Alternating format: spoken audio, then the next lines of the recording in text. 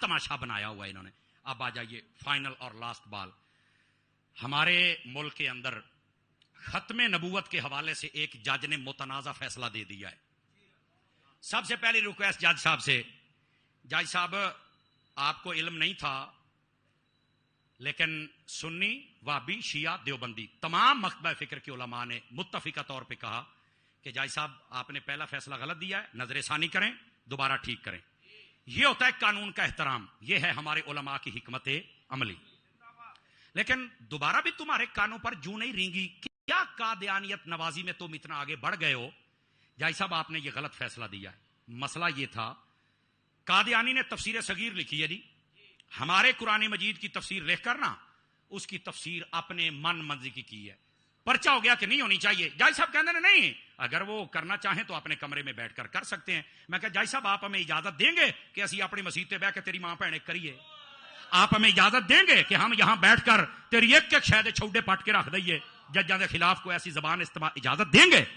فوج کے خلاف اجازت دیں گے؟ پولیس کے خلاف اجازت دیں گے؟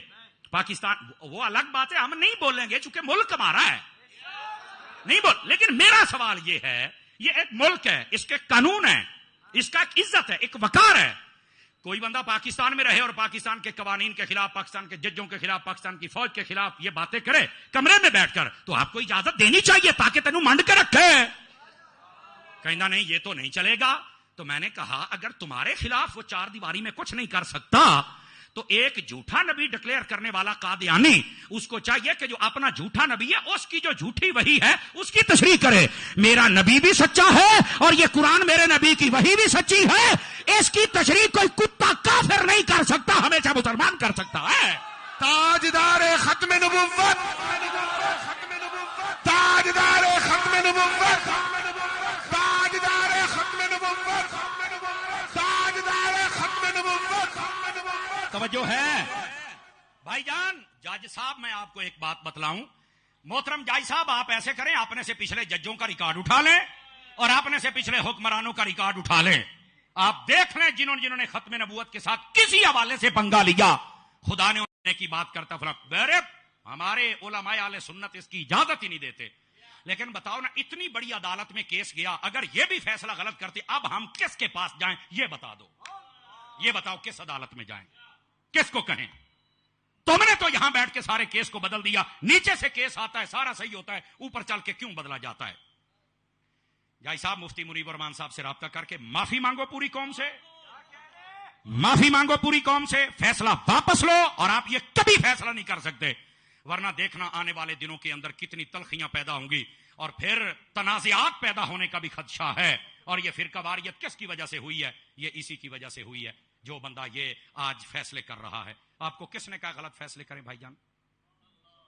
کیا پاکستان کی سالمیت کے لیے آپ کام نہیں کر سکتے ہو جائی صاحب؟ کرنا چاہیے کہ نہیں کرنا چاہیے؟ بولو نا, کون ان کو سمجھائے گا؟ آپ کس کے اعلی کار ہیں؟ آپ کو کوئی علماء کی سمجھ نہیں آتی, بھیڑ بکریاں سمجھ رکھا ہے. جس دن یہ طوفان نکلے گا نا بیٹا, تم سے تھما نہیں جائے گا. اور میں بتا دوں, یہاں یزید جیسے نہیں بچے, تو شے ہی کوئی نہیں. انسان بن جاؤ, اپنی اصلاح کرو, اپنے حال پر بھی مہربانی کر, اپنے ایمان پر بھی اور پاکستان پر بھی, اور علماء کے ساتھ کھڑے ہو جاؤ. کیا قرارداد کو مانتے ہو آپ؟ نہ فتنہ, نہ فساد, نہ لڑائی, نہ جھگڑا, ہم اس کے حامی نہیں ہیں. لیکن ختم نبوت کے قانون میں کسی قسم کی گنجائش اور تبدیلی اور اس میں نرمی اور رعایت یہ سوچا بھی نہیں جا سکتا. ہر چیز, ہماری سانسیں بند ہو سکتی ہیں پر ختم نبوت کا باب کبھی ہم نہیں بند ہونے دیں گے. یہ باب قوم کو سمجھاتے رہیں گے. سمجھ آ گئی آپ؟ آپ ختم نبوت کے سچے سپاہی بنے. کیسے؟ نمبر 1, حضور کے عاشق بنے, صحابہ کے عاشق بنے, اہل بیت کے عاشق بنے, 5 وقت کی نماز پڑھیں, قرآن پڑھیں, با عمل بن جائیں, اپنے والدین کی عزت کریں, احترام کریں. یہ سب باتیں جب ہوں گی تو آپ سچے سپاہی ہوں گے. نعرے لگانے تک نہ رہیں کو میدان عمل میں بھی نظر آئیں. اللہ ہم سب کا حامی و ناصر ہو. وآخر دعوانا ان الحمدللہ رب العالمین.